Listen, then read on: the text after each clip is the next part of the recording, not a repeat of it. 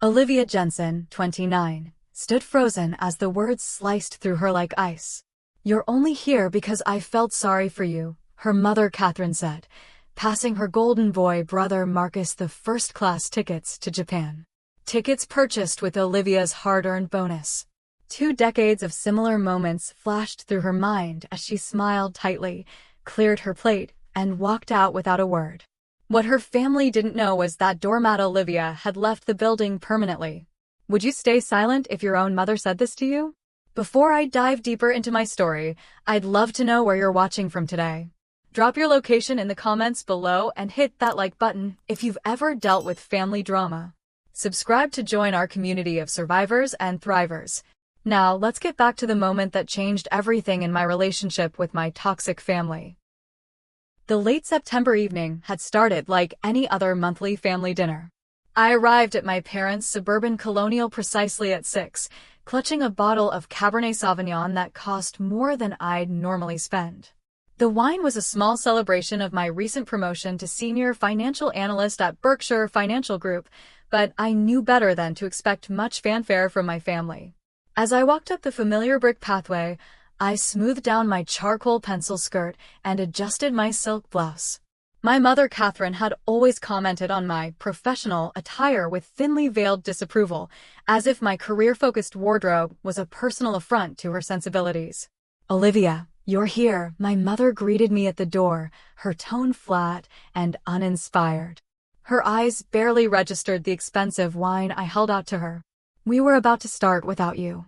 "Sorry, traffic was horrible on the interstate," I explained, though I'd actually left work early to ensure punctuality. The stark contrast in her demeanor became apparent moments later when my younger brother Marcus's BMW pulled into the driveway. My mother's entire face transformed, her eyes lighting up with genuine joy. "Marcus is here," she exclaimed, pushing past me to greet him on the porch. "My handsome boy, come in, come in. Your father just opened a beautiful scotch you'll love." I watched from the doorway as she embraced him warmly, fussing over his slightly wrinkled button-down shirt.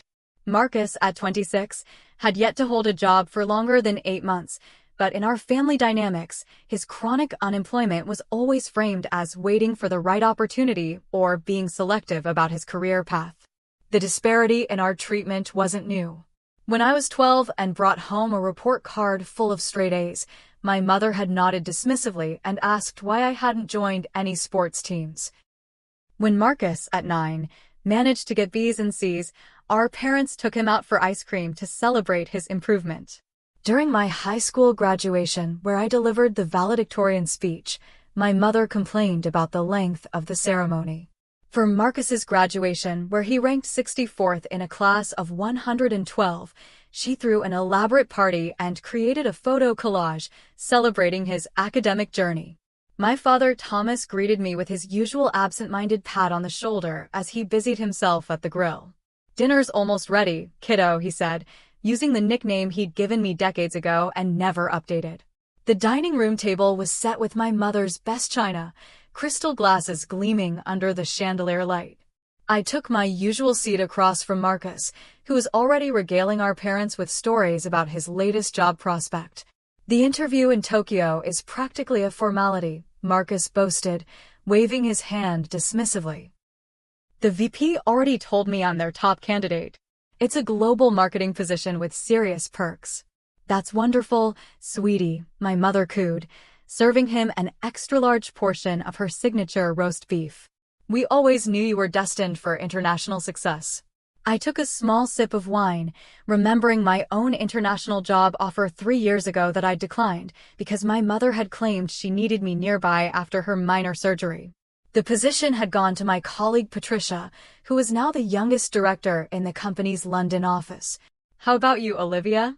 Anything new?" my father asked, more out of obligation than interest. I hesitated before sharing my news.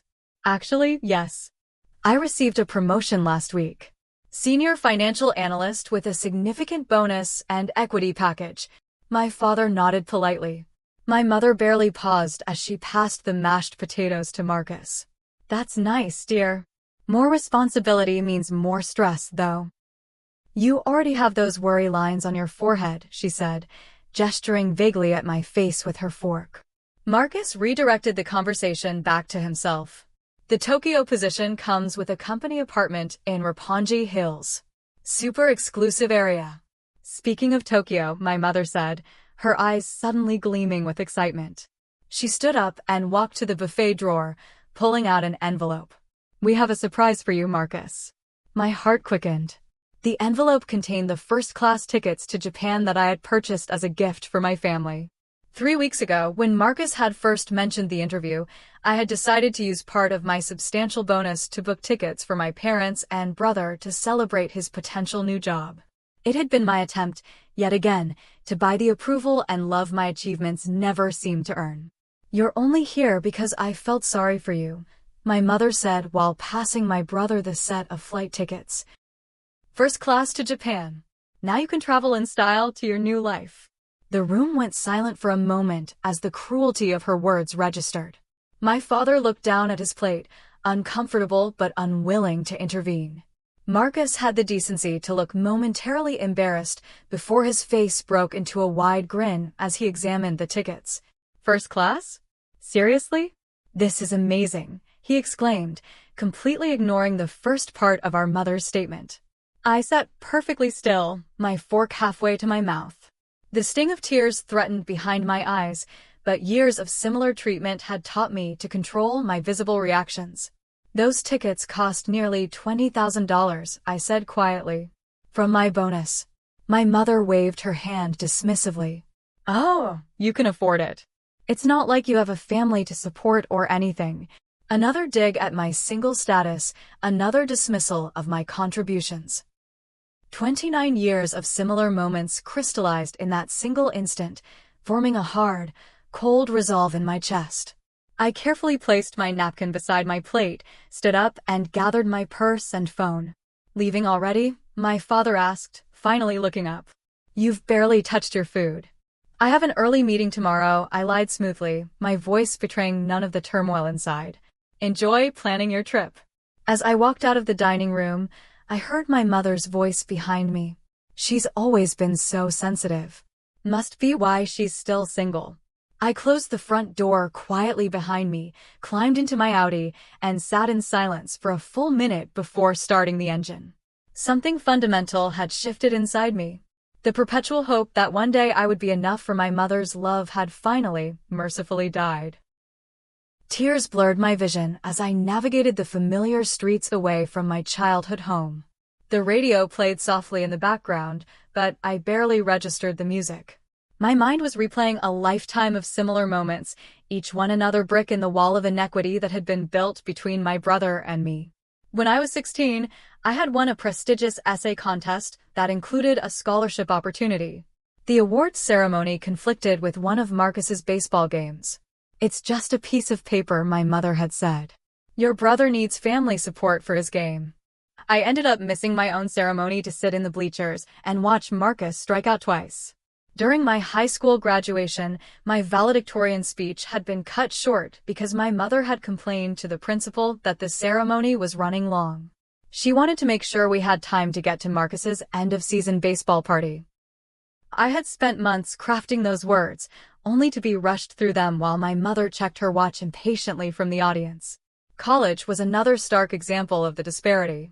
I had been accepted to Princeton with a partial scholarship, but my parents had deemed it too expensive and unnecessarily prestigious. I attended the state university instead, working 3 part-time jobs to cover my expenses. Meanwhile, Marcus had been sent to a private college despite his mediocre grades, with our parents covering his tuition, apartment, and spending money. When he dropped out after 3 semesters, my mother had defended him. College isn't for everyone. Marcus is more of a hands-on learner. I pulled into a gas station to compose myself, unable to drive safely through my tears. As I sat in the parking lot, more memories surfaced. My mother's criticism had been a constant companion throughout my life. My appearance was never quite right. You'd be so pretty if you lost 10 pounds.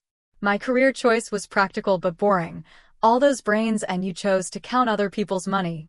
My relationships were never serious enough. No wonder you can't keep a man, you're always working. Throughout it all, my father Thomas had remained a passive observer. He occasionally offered weak defenses on my behalf, but never enough to actually change the dynamic. "That's just how your mother is," he'd say with a shrug when I would tearfully confront him about the unfairness. "She doesn't mean anything by it." But perhaps the most painful aspect was the financial inequality that had persisted into our adulthood. When my parents' mortgage had fallen underwater during the recession, I had used my savings to help them refinance, preventing foreclosure. When Marcus had decided to start a premium dog walking service that failed within 6 months, I had covered his debts to preserve his credit score.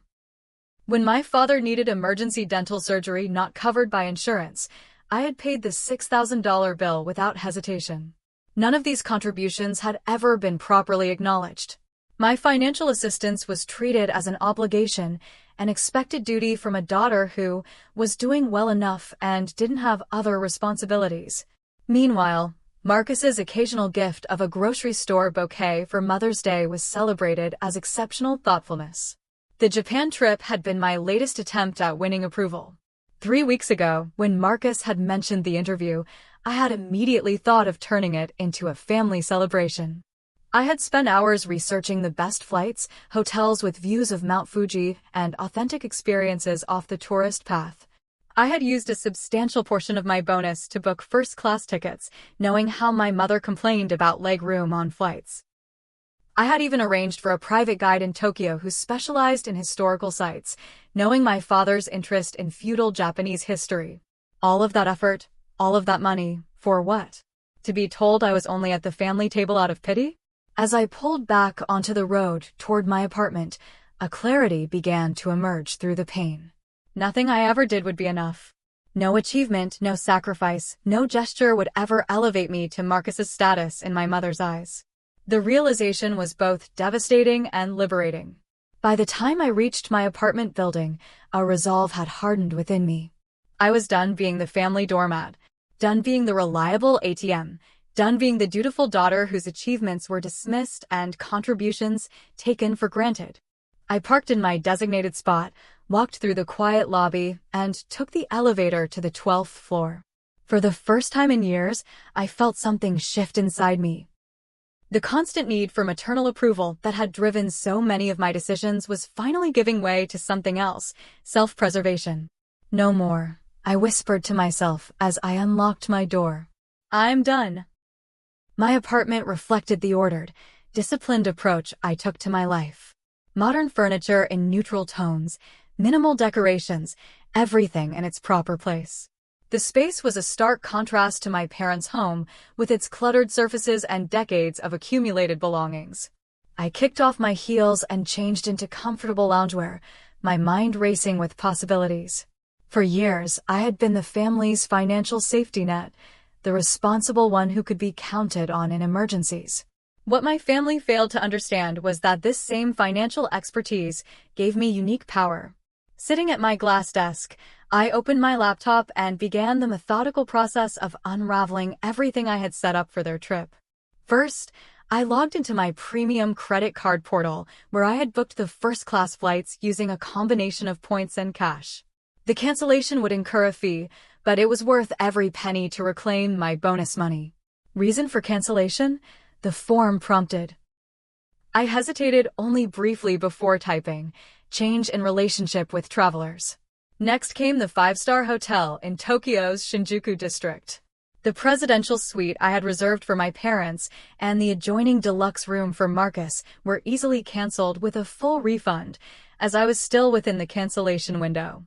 The private tour guides, the special dinner reservations at Michelin-starred restaurants, the tickets to a sumo tournament I knew my father would enjoy, one by one, I systematically erased the carefully planned itinerary. Most satisfying was reversing the miles transfer from my account to Marcus's. I had generously transferred 50,000 miles to his account to boost his elite status, knowing he'd enjoy the perks. With a few clicks, I initiated a reversal request, citing unauthorized transfer as the reason. Then came the most significant step. 2 years ago, after my father's health scare, I had set up an emergency account for my parents. I deposited $500 monthly into this fund, which they occasionally used for unexpected expenses. The account had a healthy balance of over $15,000. While I couldn't legally withdraw the money, as the account was in their names, I could contact the bank to freeze the account pending investigation of suspicious activity. I've noticed unusual transactions from this account, I told the bank representative over the phone. I'm concerned about potential fraud and would like to temporarily freeze access until I can review the activity in person. The representative was helpful and efficient, placing a 72-hour hold on the account that could be extended if necessary. It wouldn't permanently block their access, but it would certainly create inconvenience at a critical time. As I worked through my list, I felt a complex mix of emotions. Part of me felt guilty for what might seem like petty revenge. Another part felt a profound sense of justice being served. But mostly, I felt liberated from the one-sided relationship that had defined much of my life. When my phone rang, I wasn't surprised to see Jennifer's name on the screen. My closest colleague and friend had a sixth sense for when I was in turmoil. "I was just thinking about you," I answered. "How's your evening going?" "Better than yours, I suspect," Jennifer replied. "I saw your face when you left work early for that family dinner." "What happened this time?" I recounted the evening's events, my voice surprisingly steady as I described my mother's cruel words and my quiet exit. "Oh my God, Liv," Jennifer gasped. "That's beyond toxic. That's straight-up emotional abuse." 29 years of it, I confirmed. "But I think I've finally reached my breaking point." I explained the actions I'd taken to cancel the trip and reclaim my finances. "Good for you," Jennifer said firmly. "I've been waiting years for you to stand up to them. You've been their personal banker while they treat you like an unwelcome guest." "I know," I sighed. "Dr. Reynolds has been telling me the same thing in therapy, but I kept hoping things would change. That if I just did enough, gave enough, achieved enough, my mother would finally love you the way she loves Marcus." Jennifer completed my thought. "Liv, that's never going to happen. Not because you're unlovable, but because the problem is with her, not you." Jennifer's validation strengthened my resolve. After we hung up, I opened a spreadsheet and began documenting every financial contribution I had made to my family over the past decade. The mortgage assistance, Marcus's failed business bailouts, medical bills, car repairs, holiday gifts, monthly deposits to the emergency account. The total was staggering. Nearly $187,000 over 10 years.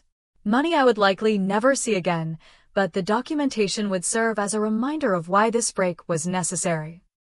I drafted an email to my boss requesting 3 personal days. "Family emergency requiring my immediate attention," I wrote, which wasn't entirely untrue. This was an emergency of boundaries and self-respect. As midnight approached, I still felt too wired to sleep. I made a cup of chamomile tea and stood at my floor-to-ceiling windows, looking out at the city lights. For the first time in years, I felt unburdened. The constant need to please, to earn love through achievement and financial support, had been a weight I carried for so long that I'd stopped noticing it. Now that I had put it down, the lightness was almost dizzying. Tomorrow would bring the fallout I knew. There would be anger, accusations, emotional manipulation, all the tactics that had kept me in line for decades. But tonight, in the quiet of my apartment, I felt something unfamiliar taking root, the beginning of freedom. The first text message arrived at 5:47 a.m. It was from Marcus. "WTF, Olivia?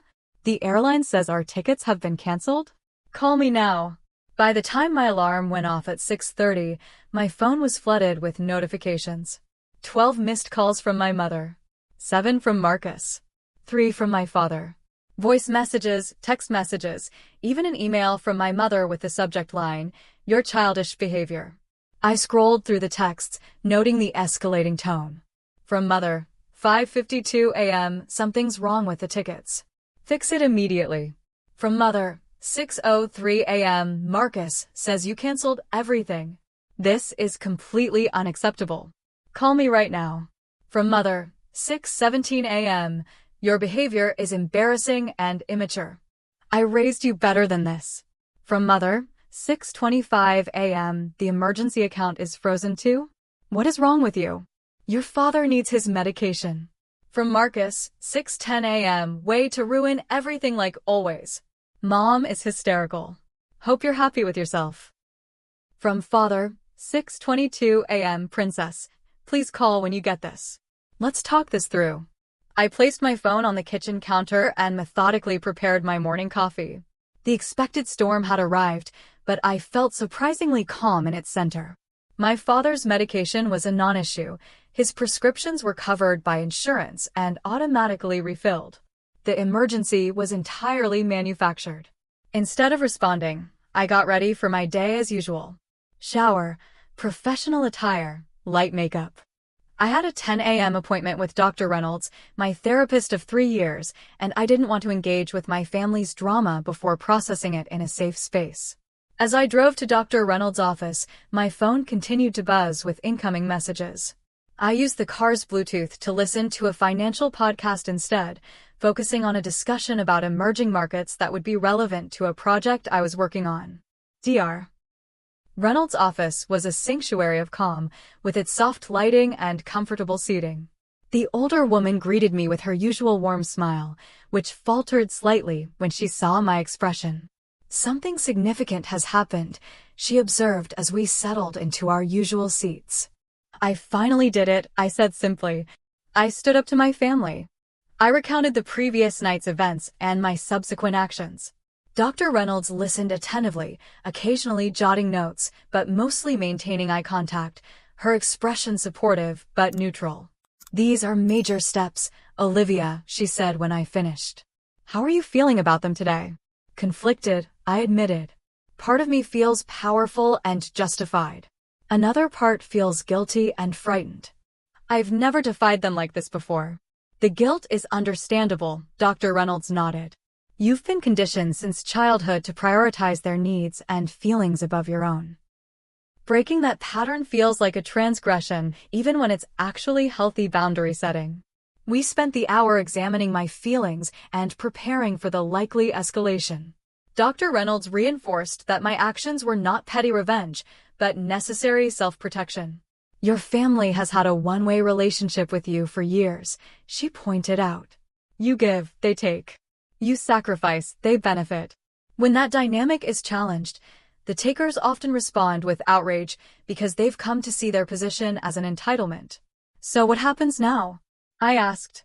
That's entirely up to you, Dr. Reynolds replied. But whatever you decide, it should prioritize your well-being for once. As our session concluded, she added, I'm proud of you, Olivia. This kind of boundary setting takes tremendous courage. Her words stayed with me as I left the office. I had spent my entire life seeking approval, particularly from my mother. It was ironic that the first time I truly felt proud of myself was when I stopped trying to earn her impossible validation.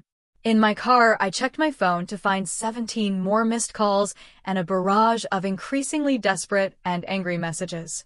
The tone had shifted somewhat. Now there were vague health concerns. Your father is very upset. His blood pressure is concerning, and financial threats. You'll be removed from the will if you continue this childish behavior. A new text appeared from my father as I sat in the parking lot. Your mother is beside herself. Whatever she said, she didn't mean it. Please don't punish all of us for one comment.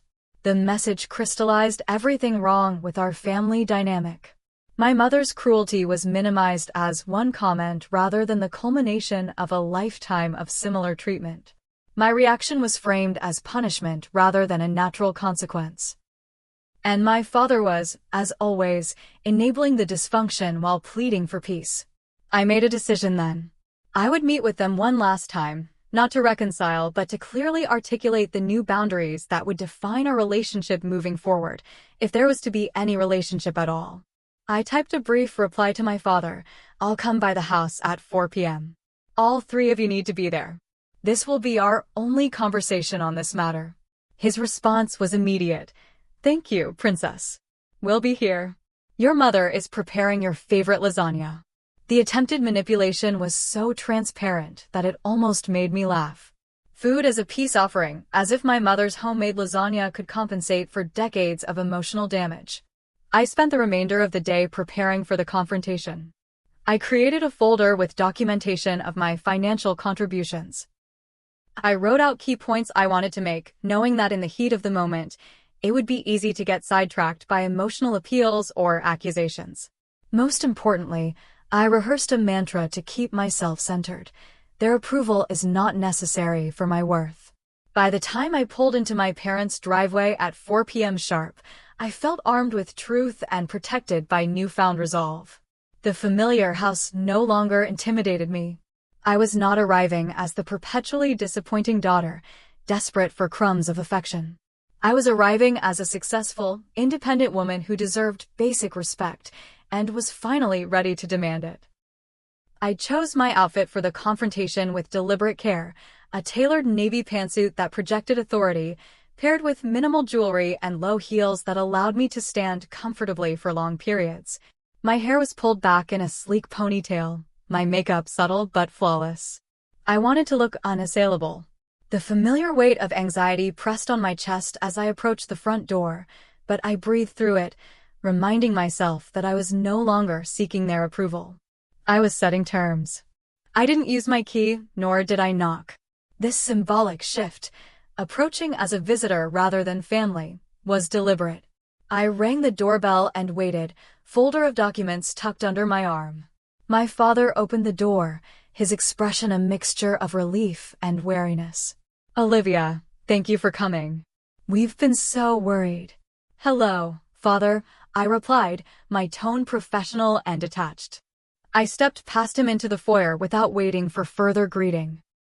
In the living room, my mother sat rigidly on the sofa, her posture communicating indignation. Marcus paced near the fireplace, his face clouded with annoyance. They both looked up as I entered, their expressions shifting from expectation to confusion as they registered my composed demeanor. "Well, finally," my mother began, her voice sharp. "I hope you're ready to explain yourself and fix this disaster you've created." I remained standing, declining my father's gesture toward an armchair. "I'm not here to fix anything, Mother. I'm here to explain the new terms of our relationship moving forward." Marcus scoffed. "Terms? What is this, a business negotiation?"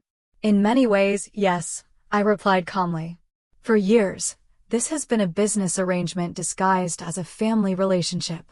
I provide financial support, practical assistance, and emotional labor. In return, I receive criticism, dismissal, and disrespect.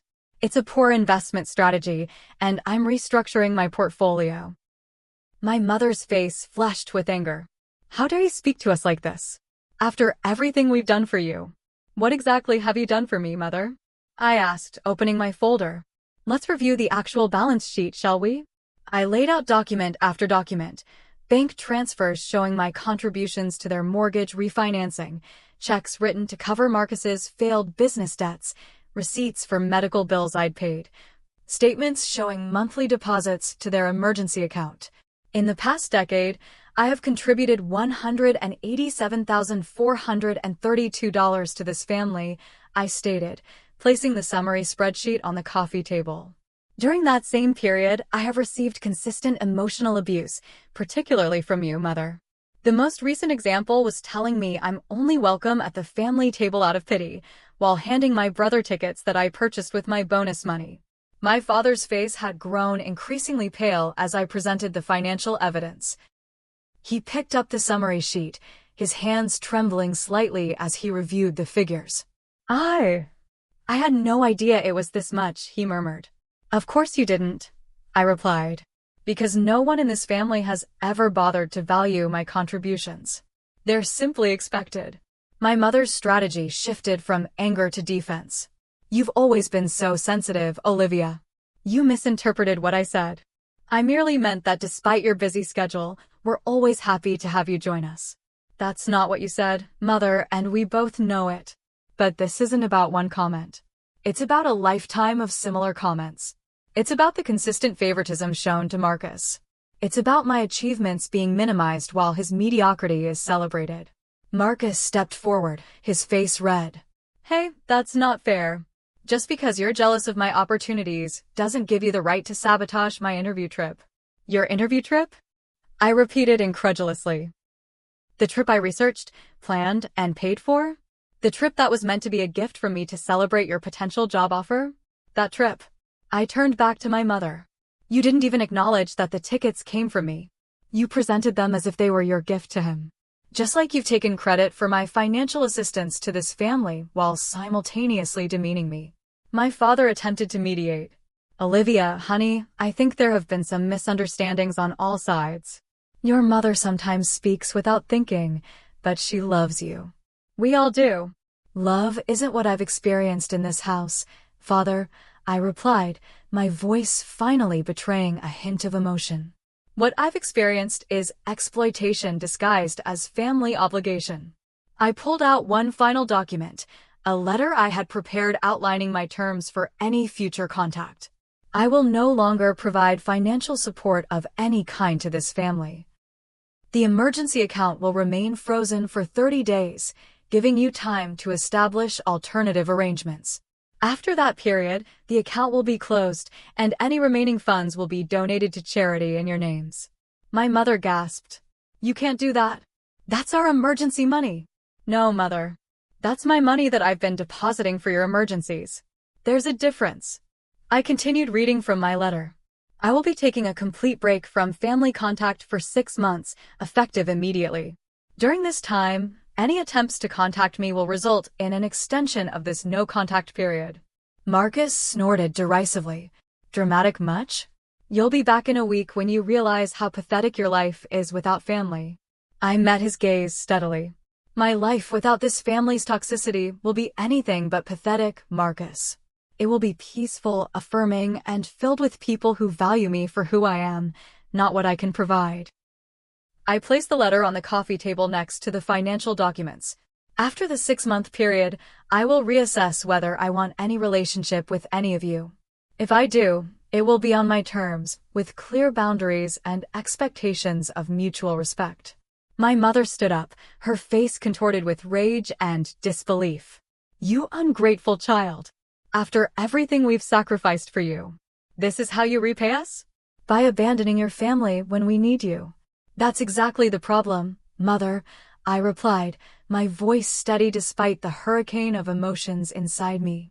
You only need me when there's something I can give you, money, assistance, a convenient target for your disapproval. What you've never given me is what I needed, acceptance, encouragement, love without conditions. I picked up my purse and turned toward the door. I won't be taking any questions or engaging in further discussion today. My decision is final. My father followed me to the door, his expression stricken. Princess, please. Don't do this. We can work things out as a family. I paused at the threshold and looked back at him. We haven't been a real family for a very long time, Father. Perhaps someday we can build something new, something healthier. But the old dynamic is dead, and I won't resurrect it. As I walked to my car, I heard my mother's voice calling after me, her tone switching from anger to pleading, a manipulation tactic she had employed successfully in the past. This time, I didn't turn back. I didn't hesitate. I got into my car, started the engine, and drove away from the house that had never truly been a home. The sense of liberation was dizzying. For the first time in my adult life, I had prioritized my own well-being over my family's demands and expectations. Whatever came next, I would face it on my own terms. The immediate aftermath of my confrontation with my family unfolded exactly as I had anticipated. My phone became a battlefield of emotional manipulation tactics, each message more desperate or aggressive than the last. My mother vacillated between rage. You've broken this family apart with your selfishness and victim positioning. I'm devastated that you could treat your mother this way after all I've sacrificed. Marcus sent a series of increasingly hostile texts, culminating in a final message. You've always been jealous of me. Now everyone sees how petty and vindictive you really are. My father's approach was subtler and therefore more difficult to resist. Princess, your mother is heartbroken. Whatever issues we have, can't we discuss them as a family? Life is too short for this kind of division. I read each message once, then silenced notifications from their numbers. Following through on my boundary-setting plan, I blocked them on social media and adjusted my email settings to automatically archive messages from their addresses. I wasn't ready to delete or block them entirely. That felt too final, too irreversible, but I needed space from their emotional barrage. The relief of disconnection was immediate and profound. Without the constant drain of their expectations and criticism, I found myself with unexpected emotional energy. The guilt remained, pulsing beneath the surface like a low-grade fever, but it was manageable, especially with Dr. Reynolds' support during our twice-weekly sessions. "The guilt you're feeling is normal," she assured me during our first meeting after the confrontation. "You've been conditioned to believe that your primary value lies in serving your family's needs.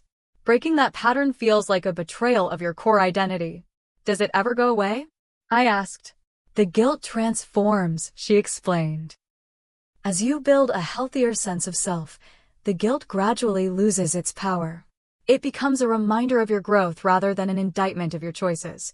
Outside of therapy, my friends became an invaluable support system.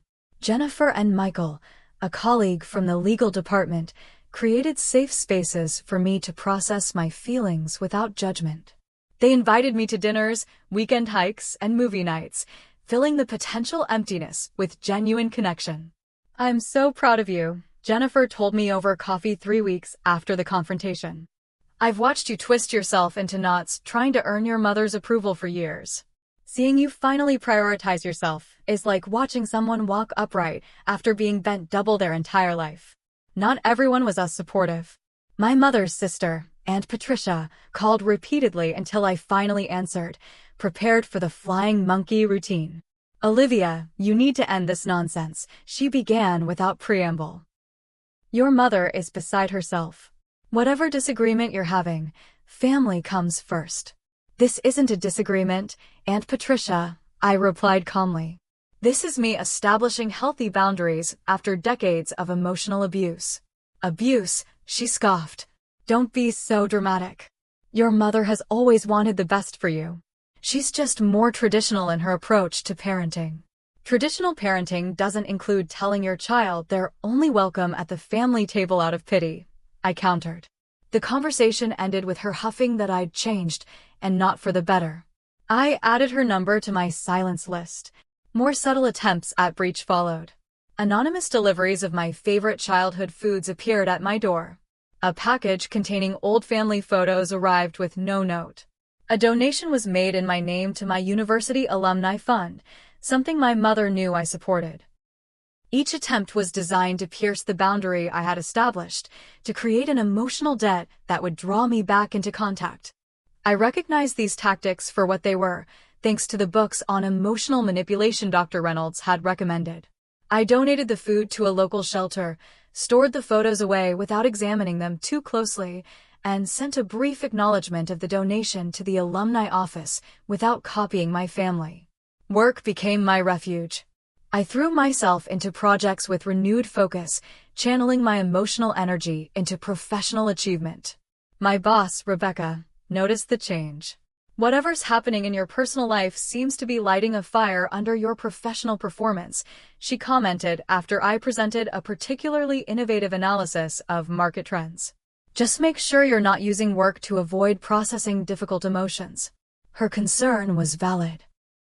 I was indeed using professional accomplishment as a coping mechanism, a pattern established in childhood when academic success had been my one reliable source of validation. Dr. Reynolds and I worked on this in our sessions, developing strategies to ensure I was facing my feelings rather than burying them under spreadsheets and presentations. The first real test came with Thanksgiving, traditionally a non-negotiable family gathering in the Jensen household. My mother had always used holiday attendance as a measure of family loyalty, keeping detailed mental records of who attended which gatherings and for how long. "You're welcome to join us," Jennifer offered. "My family is chaotic but loving. There's always room for one more." I considered it but ultimately declined. I think I need to experience the holiday on my own terms this year, to create new traditions rather than substituting one family dynamic for another. Instead, I volunteered at a community dinner for unhoused individuals, spending the day serving meals and engaging in conversations that required nothing of me beyond human kindness. The experience was unexpectedly fulfilling, a reminder that family connections weren't the only meaningful ones available to me. Christmas proved more challenging. The stack of unopened cards from extended family members grew on my entryway table. My father left a voicemail, his voice thick with emotion. "Princess, it's not Christmas without you. Your mother has your stocking hung up. Please reconsider, just for the day." The pull was strong, the programming deep. I found myself with my phone in hand, thumb hovering over his contact information. Dr. Reynolds' voice echoed in my mind. Holidays are powerful triggers for family reconciliation, even when that reconciliation isn't healthy. Ask yourself, has anything fundamentally changed in the dynamic? I put the phone down. Nothing had changed except my willingness to participate in the dysfunction. I spent Christmas Day with Michael and his partner David, who hosted a refugee Christmas for friends who, for various reasons, couldn't or wouldn't spend the holiday with biological family. "Family is who shows up," David said as he raised his glass in a toast. "Family is who sees you clearly and loves you anyway." Looking around the table at these people who accepted me without conditions or expectations, I felt a warmth that had always been absent from my family's perfectly coordinated holiday celebrations. This wasn't a replacement family, it was something different altogether. A community of choice rather than obligation. 6 months passed with this new normal. 6 months of maintained boundaries despite escalating attempts to breach them. 6 months of grief, growth, and gradual healing. 6 months of discovering who Olivia Jensen might be when she wasn't defined by her role as the family disappointment and ATM. The woman who emerged was stronger than I had imagined possible. More discerning about relationships. More confident in her worth. More at peace with her choices. As the self-imposed no-contact period neared its end, I felt no urgency to reconnect. The space I had created was no longer painful, it was protective. Whatever came next would be on my terms, not dictated by familiar patterns of guilt and obligation. For the first time in my life, I was truly free. 1 year after walking out of my parents' house, I stood in Rebecca's office, accepting a promotion to Senior Investment Manager at Berkshire Financial Group. The position came with a substantial salary increase, expanded responsibilities, and a corner office with views of the city's skyline. "You've earned this, Olivia," Rebecca said, handing me a leather portfolio embossed with my new title. "Your performance this past year has been exceptional. Whatever personal transformation you've undergone has clearly translated to professional growth as well." I thanked her, feeling a surge of genuine pride that wasn't tinged with the familiar thought, "Wait until I tell my parents." My achievements were my own now, valuable for the satisfaction they brought me rather than as potential currency for parental approval. Later that evening, as I celebrated with Jennifer and a few close colleagues at an upscale restaurant, my phone lit up with a text from Robert Martinez, a financial analyst from the company's West Coast office who had been collaborating with me on a major project. We had developed an easy rapport over video calls and email exchanges, his dry humor and thoughtful insights making our professional interactions increasingly personal. Heard about the promotion. Well deserved. Planning to be in town next week for the quarterly review. Dinner to celebrate? The invitation sent a pleasant flutter through my stomach. At 30, I had dated sporadically but never prioritized romantic relationships, partly because my emotional energy had been so thoroughly consumed by my family dynamics.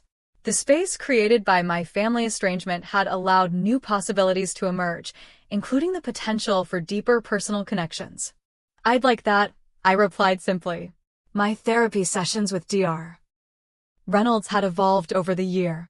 Instead of crisis management and boundary enforcement, we now focused on deeper healing, recognizing patterns established in childhood that still influenced my adult relationships, reconnecting with parts of myself that had been suppressed to earn approval, and developing a stronger sense of identity separate from my role as daughter, sister, or financial provider. "You've made remarkable progress, Olivia," Dr. Reynolds noted during a session shortly after my promotion. When we began working together 3 years ago, your sense of self-worth was almost entirely external, based on achievement, financial success, and your family's approval. Now I see you making choices based on what brings you genuine satisfaction and aligns with your values. I still have moments of doubt, I admitted. Times when I question whether I was too harsh, too absolute in cutting them off. That's natural, she assured me. Estrangement isn't a decision most people make lightly, nor is it necessarily permanent. The important thing is that any future relationship with your family would be chosen from a position of strength and self-knowledge, not defaulted to out of guilt or obligation. This perspective helped me process the occasional pangs of loss that still surfaced, particularly around family milestones. According to social media posts from distant relatives I hadn't blocked, Marcus had secured a job, not in Tokyo, but at a local marketing firm with considerably less prestige than he had originally boasted about. My parents had celebrated their 35th wedding anniversary with a party I wasn't invited to. Life had continued in my absence. The most significant change in my healing journey came with the purchase of my new apartment, a spacious 2-bedroom in a historic building downtown, with original hardwood floors, large windows, and a rooftop garden shared by residents. Unlike my previous apartment, which had been chosen primarily for its proximity to the office and reasonable rent, this home reflected my personal aesthetic and priorities. I filled it with art that spoke to me, furniture that prioritized comfort over showcase appeal, and plants that brought life to every room. "This place is so you," Jennifer commented during her first visit. "Your old apartment could have been a model unit, perfect, but impersonal. This feels lived in, like a real home." Her observation struck me. My previous living space had unconsciously mirrored my mother's preferences for appearance over comfort, for impressing others rather than pleasing myself. Even in that private domain, I had been living by inherited values rather than chosen ones. The relationship with Robert developed slowly, thoughtfully.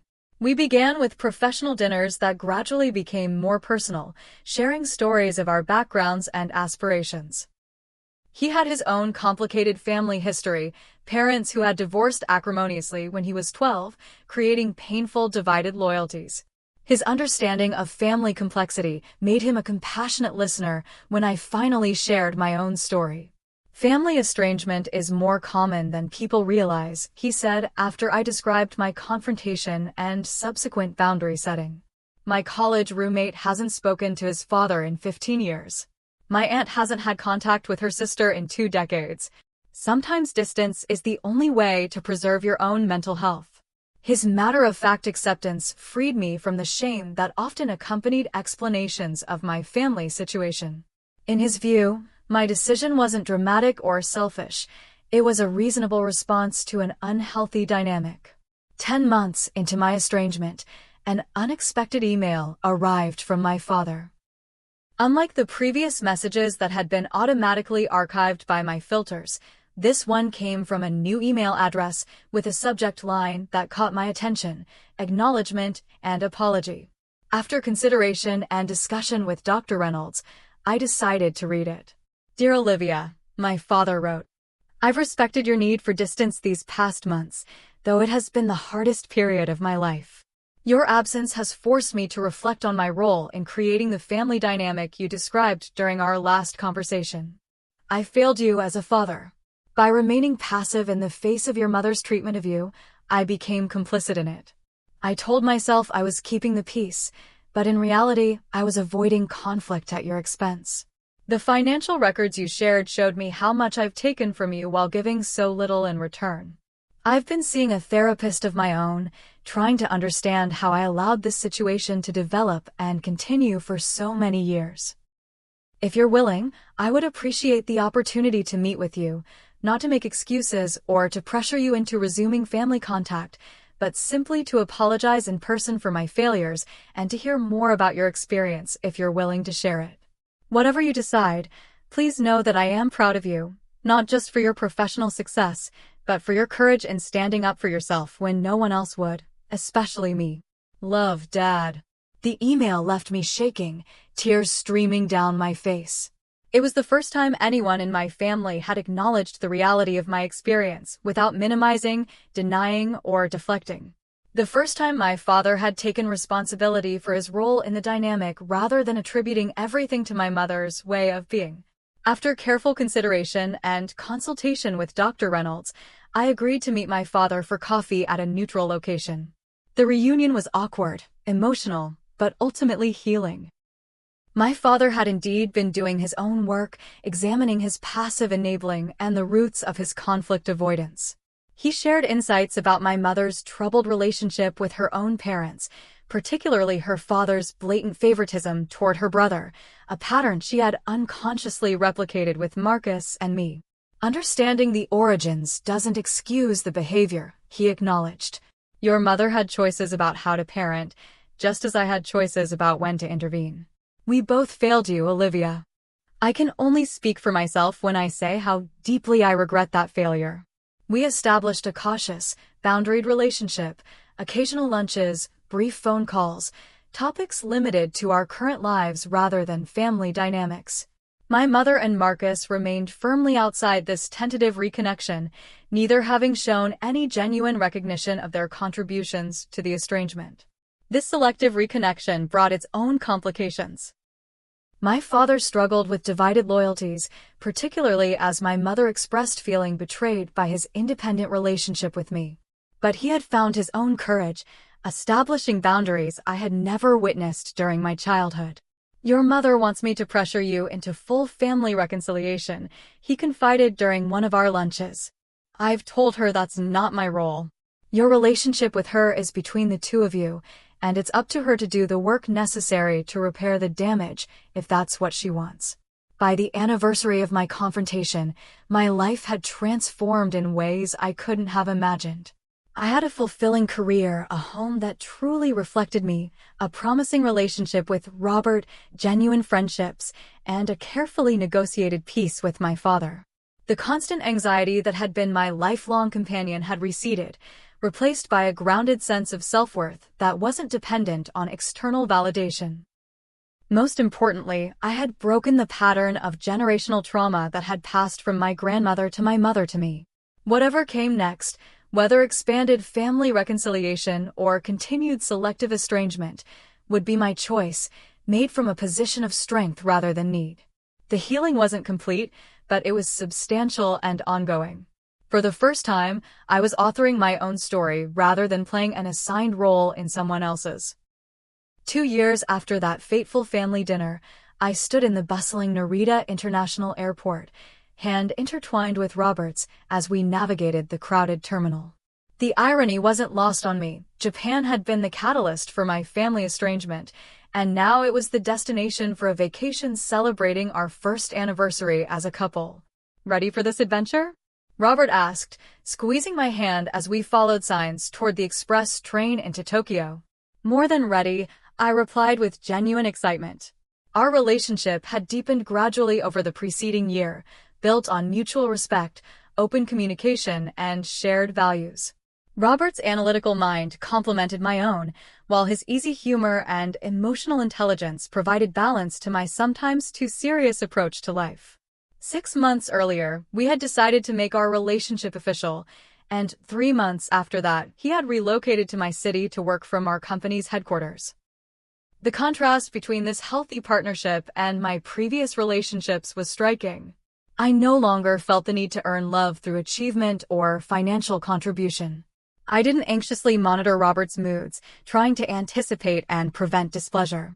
We existed as equals, each bringing strengths and vulnerabilities to a balanced exchange. As we waited at the train platform, I spotted a familiar profile several yards away, a tall man with sandy hair, standing beside a shorter woman with highlighted brown hair. My stomach clenched with recognition, Marcus and my mother. Olivia? Robert noticed my sudden tension. What's wrong? Before I could respond, Marcus turned slightly, his gaze sweeping the platform and landing on me. His eyes widened with recognition, and after a moment's hesitation, he nudged our mother and gestured in my direction. My brother and mother are here, I said quietly to Robert, who immediately straightened, his protective instincts evident. I hadn't heard anything about them traveling to Japan. Do you want to move to a different area? He asked, already preparing to guide me away. I considered it briefly, then shook my head. No, I'm not going to hide or run. Whatever happens, happens. The past 2 years had changed me fundamentally. The woman who had silently cleared her plate and walked away from family dinner no longer existed. In her place stood someone who understood her worth, wasn't determined by others' treatment of her. Marcus approached alone, his expression uncertain. He had aged subtly in the 2 years since I'd last seen him, a few lines around his eyes, a slightly more subdued demeanor. Gone was the entitled swagger that had once characterized his movements. "Olivia," he said when he reached us. "I thought that was you." "Marcus," I acknowledged with a neutral nod. "This is my partner, Robert Martinez." The men exchanged brief handshakes as an awkward silence descended. "Are you here on vacation?" Marcus finally asked. "Yes, celebrating our anniversary," I replied. "You? Business trip, actually." A flicker of something like humility crossed his face. "I'm working for Kimura Advertising now. They have a partnership with a firm here in Tokyo.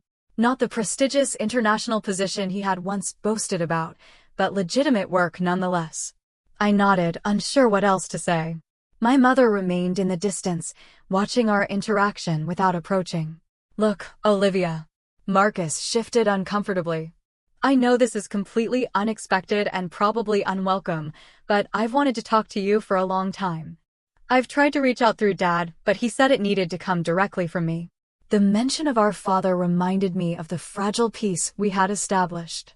Over the past year, our relationship had strengthened gradually. He had remained true to his promise not to pressure me about reconciliation with my mother or brother, though he occasionally mentioned them in passing, keeping me minimally informed about their lives. "I owe you an apology," Marcus continued when I didn't immediately respond. "Multiple apologies, actually. I was entitled and oblivious for most of our lives. I took advantage of your generosity while accepting Mom's narrative that I somehow deserved special treatment." His words seemed rehearsed but sincere, as if he had practiced this speech many times. "The past 2 years have been educational," he admitted. "After you cut ties, a lot of things fell apart. Mom and Dad separated for almost a year. The Tokyo job fell through when I couldn't make it to the final interview. I had to find work on my own merits for the first time, without family connections or financial safety nets." "I'm sorry to hear about the difficulties," I said carefully, "but I'm not sorry for establishing boundaries that were long overdue." "You shouldn't be," he agreed, surprising me. "What Mom said to you that night was cruel and unfair. The way both of us treated you for years was wrong. I benefited from it, so I never questioned it, but that doesn't excuse my participation." Robert's hand remained supportive at the small of my back, grounding me during this unexpected encounter. The train arrived, momentarily pausing our conversation as passengers disembarked and a new wave prepared to board. "We should get on," I said, gesturing toward the open doors. Marcus nodded. "We're in the next car. But Olivia, would you consider meeting for coffee sometime during your stay? Just to talk? Mom would like to see you too, but I understand if that's asking too much." I studied my brother's face, searching for the manipulation or entitlement that had once been his default. Instead, I saw something new, genuine regret, perhaps even growth. "I'll think about it," I replied honestly. "No promises, but I'll consider coffee with just you." Relief washed over his features. "That's more than I expected." "Thank you." We exchanged contact information before boarding different train cars. As Robert and I settled into our seats, he squeezed my hand questioningly. "Are you okay?" I took a moment to assess my feelings, surprise, caution, but notably absent was the crushing anxiety that would have once accompanied such an encounter. "I'm fine. Actually, I realized. 2 years ago, running into them would have sent me into an emotional tailspin.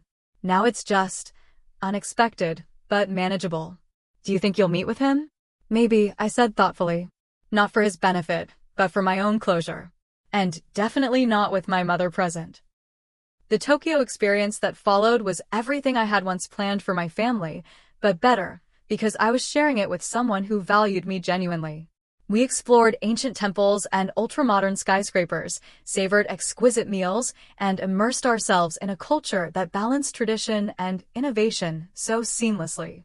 3 days into our trip, I did meet Marcus for coffee at a quiet cafe near our hotel.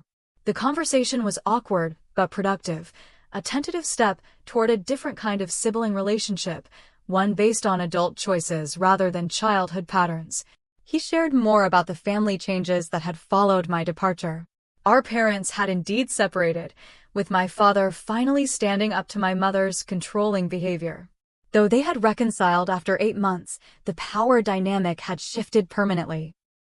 My mother had begun therapy, reluctantly at first, but with increasing engagement as she confronted patterns inherited from her own dysfunctional family of origin. "She's different," Marcus told me. "Not completely transformed, that would be too much to expect, but more self-aware. She asks about you often, though Dad refuses to break your confidence by sharing details of your life." I appreciated my father's loyalty, but remained skeptical about my mother's capacity for genuine change. Decades of behavior didn't transform overnight or even in 2 years. "I'm glad she's getting help," I said sincerely. "Everyone deserves the opportunity to grow and heal. But that doesn't mean I'm ready to re-engage with her. Some wounds take longer to mend than others." Marcus nodded, accepting my boundary without protest, another sign of his own growth. As our Japan trip drew to a close, Robert and I stood on the observation deck of Tokyo's Sky Tree, gazing out at the vast city sprawling below us, its lights twinkling in the early evening darkness. "What are you thinking?" he asked, wrapping his arms around me from behind. "I'm thinking about journeys," I replied. "Not just physical ones like this trip, but emotional ones. 2 years ago, I was trapped in patterns I couldn't see clearly. Now I can look back and recognize how far I've come." "And ahead," he prompted gently. "Ahead is unwritten," I smiled, turning in his embrace to face him. That's the beauty of breaking patterns. You get to chart a new course. The unexpected encounter with Marcus had provided valuable perspective. My estrangement had never been about punishment or revenge, despite my family's initial interpretation. It had been about creating necessary space for my own healing and growth. That growth had allowed me to engage with Marcus from a position of strength rather than vulnerability, to consider potential reconnection on my terms rather than defaulting to established patterns. Whether my relationship with my family expanded beyond the careful connection with my father remained to be seen. What was certain was that I would never again sacrifice my well-being for approval that was perpetually withheld. I would never again measure my worth by standards designed to find me lacking. I would never again silence myself in the face of cruelty or injustice. The woman who had walked out of that family dinner 2 years ago had been taking her first tentative steps towards self-respect. The woman standing on this observation deck, wrapped in the arms of someone who loved her authentically, had completed that journey and begun another, one defined by choice rather than obligation, by possibility rather than limitation. Japan, once the symbol of my family's dysfunction, had been reclaimed as the backdrop for a new chapter, one written entirely in my own voice. Have you ever had to establish firm boundaries with family members who took you for granted? What was your breaking point? Share your experiences in the comments below. If this story resonated with you, please hit the like button and subscribe to hear more journeys of self-discovery and healing. Remember that prioritizing your own well-being isn't selfish, it's necessary. Thank you for listening to my story, and may you find the courage to author your own life, whatever that means for you.